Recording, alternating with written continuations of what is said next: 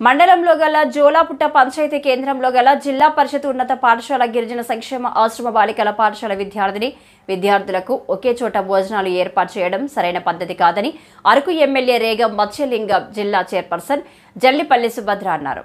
గురువారం వరద ఉధృతికి కొట్టుకుపోయిన వంతెన పరిశీలనకు వచ్చిన సందర్భంలో పాఠశాల విద్యా కమిటీ చైర్మన్ రెండు పాఠశాలలు గల బాలికలకు శిథిల వ్యవస్థలో చేరిన వసతి గృహంలోని భోజనాలు ఏర్పాటు చేస్తుండటంతో ఇబ్బందులు పడుతున్నారని వారి దృష్టికి తీసుకువెళ్లారు.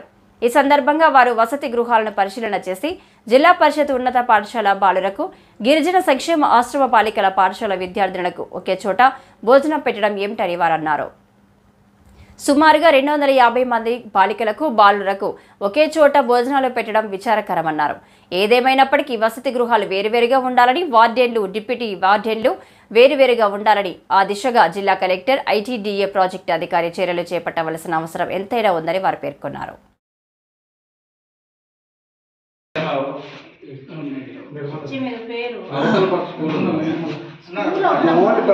ఇది కేవలం ఫుడ్ వండుతారు,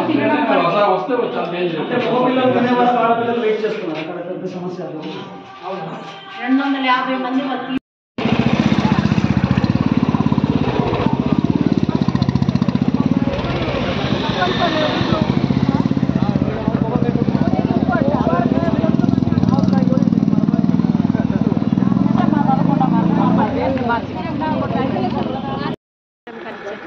ముత్యంపుట్టు మండలం జోలాపుట్టులో గల గవర్నమెంట్ ఆశ్రమ గర్ల్స్ హై స్కూలు అలాగే జిల్లా పరిషత్ స్కూలు సందర్శించడం జరిగింది.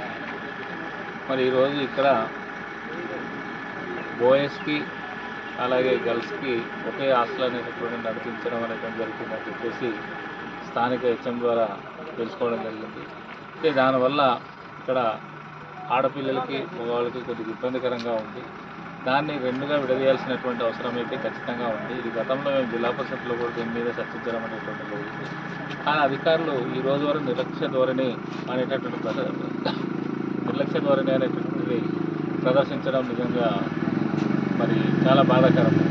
ఎందుకంటే ఒకే ప్రిమిసెస్లో వాళ్ళ భోజనాలు అనేటటువంటిది ఏర్పాటు చేయడం వల్ల ఆడపిల్లలు మగపిల్లల దగ్గరికి వెళ్ళేటటువంటి పరిస్థితులు అయితే ఇబ్బందికరంగా ఉంటుంది. ఎందుకంటే కొన్ని సందర్భాల్లో రాత్రి సమయాల్లో కూడా మరి వాళ్ళు వెళ్ళాల్సినటువంటి పరిస్థితి 6-7 గంటల తర్వాత. ఈరోజు ముంచింపుట్టు మండలము జోలపుట్టు పంచాయతీలో గల హెడ్ క్వార్టర్లో ఈరోజు ఏదైతే గత కొన్నాళ్ళుగా కురుస్తున్నటువంటి వర్షానికి ఏదైతే ఆ బ్రిడ్జి పాడైందో అవన్నీ కూడా ఈరోజు మండలంలో ఏవేవి కలవర్ట్ కానివ్వండి ఇవన్నీ డామేజెస్ అయ్యాయి అనే దాని గురించి ఈరోజు గౌరవ శాసనసభ్యులు అలాగే మా వైఎస్ఆర్ కాంగ్రెస్ పార్టీ జిల్లా అధ్యక్షురాలతో పాటుగా ఈరోజు మండలం నుంచి అనేక మంది వైఎస్ఆర్ కాంగ్రెస్ పార్టీ నుంచి ఈరోజు రావడం జరిగింది. సో ఈ క్రమంలో ఈరోజు ఏదైతే జిల్లా పరిషత్ స్కూల్ ఉందో అదేవిధంగా ఐటీడీఏ ఆశ్రమ పాఠశాల ఏదైతే గర్ల్స్ ఉందో ఈ రెండింటికి మధ్యలో కొన్ని గతం నుంచే మా నోటీస్లో ఉంది. గత ప్రభుత్వంలో కూడా అనేక మార్లు మరి ఇక్కడ ఉన్నటువంటి హెచ్ఎం కానివ్వండి, ఇక్కడ ఉన్నటువంటి స్టాఫ్ కానివ్వండి, వీళ్ళే కాదు జెడ్పీలో ఉన్నటువంటి హెచ్ఎంస్ కానివ్వండి ఆ బృందం అంతా కూడా వీళ్ళు ఇక్కడ ఉన్నటువంటి కొన్ని సమస్యలను మా ద్వారా తెలియజేశారు. సో ఇది అయితే నిజంగా ఖచ్చితంగా ఈ హాస్టల్ అనేది డివైడ్ చేయాలి. ఎందుకంటే బాయ్స్ టు బాయ్స్ అయితే పర్వాలేదు, కానీ ఇక్కడ ఉన్నది ఆశ్రమ బాలికల పాఠశాలలో అదేవిధంగా జెడ్పీలో ఉన్నటువంటి బాయ్స్ ఎవరైతే 6th క్లాస్ నుంచి 10th క్లాస్ వరకు ఉన్నారో మినిమం వీళ్ళు మొత్తం కలిపి దాదాపుగా 600 మంది ఇక్కడ ఈ హాస్టల్లో ఉంటున్నారు. సో వాళ్ళు భోజనానికి వచ్చినప్పుడు బాయ్స్ వచ్చినప్పుడు గర్ల్స్ వెయిట్ చేయాలి, ఒక 1 అవర్ వెయిట్ చేయాలి, వీళ్ళు ముందుగా వచ్చినప్పుడు వాళ్ళు వెయిట్ చేయాలి. సో ఈ రకంగా చాలా సమస్యలు అనేవి ఉన్నాయి. అదేవిధంగా ఈరోజు ఏదైతే ఆడపిల్లలు ఉన్నారు ఈరోజు అందరూ కూడా ఎదిగినటువంటి పిల్లలు.